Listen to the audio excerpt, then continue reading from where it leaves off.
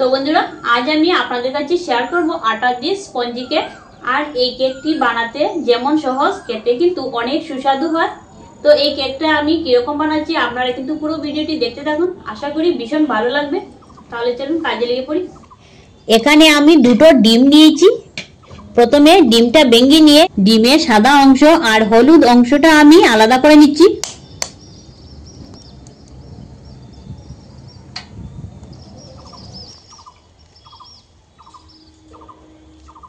তো দুটো ডিমের সাদা অংশ আমি নিয়ে নিলাম আর এই পাত্রে একটি হলুদ অংশ নিয়েছি।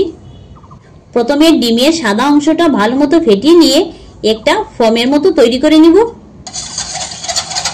ডিমের সাদা অংশটা আমি ভালো মতো ফেটিয়ে নিয়েছি আর দেখুন একদম ফোমের মতো তৈরি হয়ে গেল। দুটো ডিমের সাদা অংশের মধ্যে একটি হলুদ অংশ দিয়ে দিচ্ছি। আরো 5 মিনিট আমি ভালো মতো ফেটিয়ে নিব। তো আরো 5 মিনিট আমি ভালো মতো ফেটিয়ে নিয়েছি। এখন এর মধ্যে এই বাটি দিয়ে এক বাটি চিনির গুঁড়ো দিয়ে দিচ্ছি। পরিমাণ মতো নুন দিয়ে দিচ্ছি। 1 টেবিল চামচ গুঁড়ো করে নেওয়া সুজি আর হাফ কাপ গুঁড়ো দুধ দিয়ে দিচ্ছি। এই উপকরণগুলো ভালো মতো আবারও ফেটিয়ে নিব।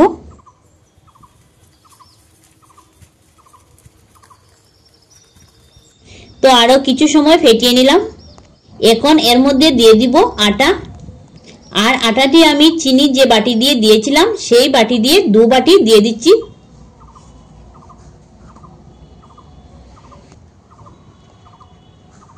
একটু সময় ফেটিয়ে নিই।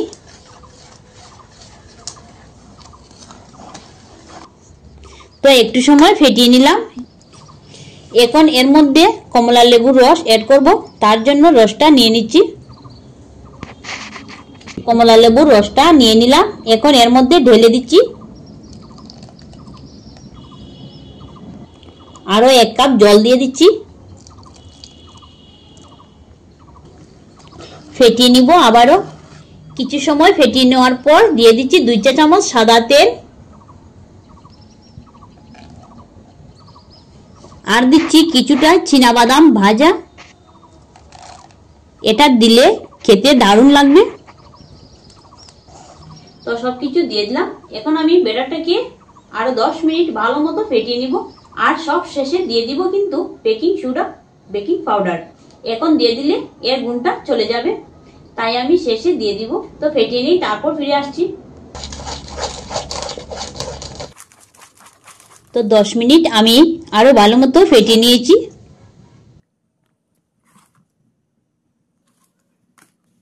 এই পাত্রের মধ্যে আমি কেকটা বেক দিব। তার জন্য গোল করে একটি পেপার কেটে নিয়ে এর মধ্যে সাদা তেল লাগিয়ে পেপারটি আগে থেকে বসিয়ে রেখে দিয়েছি। এখন এর মধ্যে দিয়ে দিব এই চামচে 1 চামচ বেকিং পাউডার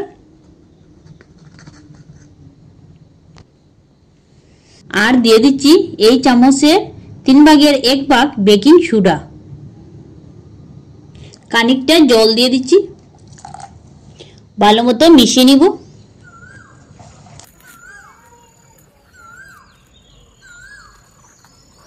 তো সবকিছু দিয়ে কেকের ব্যাটারটা আমি সম্পূর্ণ তৈরি করে নিলাম। আর ঘনত্বটা ঠিক এমনটাই রাখতে হবে।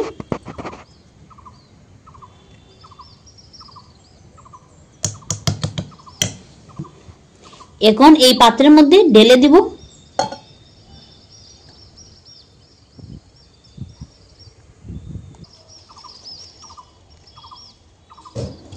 এইভাবে একটু টেপ দিয়ে দিচ্ছি, হাওয়া থাকলে এর মধ্যে বেরিয়ে যাবে। কেকটা বেক দিব এই প্রেসার কুকারের মধ্যে, তার জন্য কিছুটা বালি এর মধ্যে দিয়ে দিচ্ছি।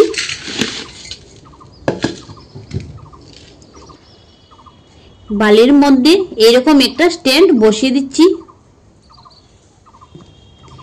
এখন কেকের পাত্রটি এর মধ্যে বসিয়ে দিচ্ছি।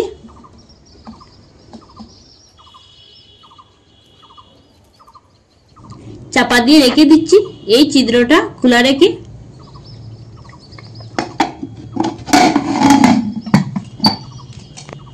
এখন আমি উনুনটা ধরিয়ে নিব।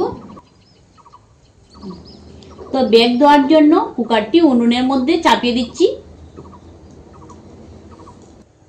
তো কেকটি বেক হওয়ার জন্য বসিয়ে দিলাম, আর পুরো 40 মিনিট সময় লাগবে বেক হতে। প্রথম 5 মিনিট পর, কারণ বালিটা গরম হতে হতে 5 মিনিট সময় লেগে যাবে। তো 40 মিনিট পর ফিরে আসছি। তো বন্ধুরা, পুরো 40 মিনিট পর এখন আমি কুকারের চাপাটা সরিয়ে দেখে নিব কেকটা কেমন হলো।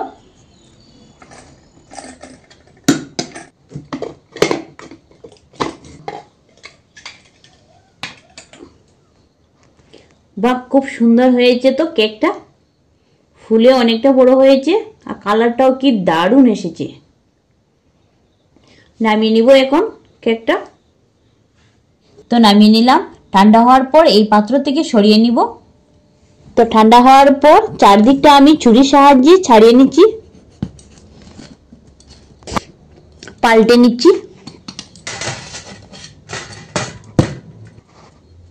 পেপারটি সরিয়ে নিচ্ছি। তো দেখুন বন্ধুরা, নিচ দিকটা কত সুন্দর হয়েছে।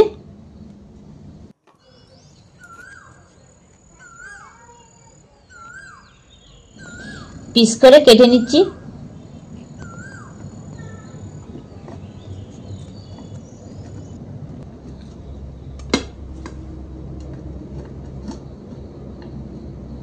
দেখুন, এক পিস কেটে নিয়েছি, আর কতটুকু স্পঞ্জি হয়েছে।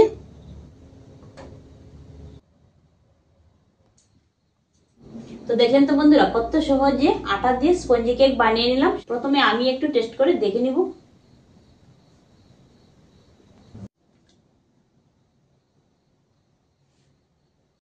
সত্যি অনেক সুন্দর লাগছে খেতে, বুঝাই যাচ্ছে না যে এটা ঘরে বানানো হয়েছে। তো আপনারা একবার এইভাবে ঘরে ট্রাই করে দেখবেন। তো কেকের রেসিপিটা আপনাদের কাছে কেমন লাগলো অবশ্যই কিন্তু কমেন্ট করে জানাবেন। ধন্যবাদ।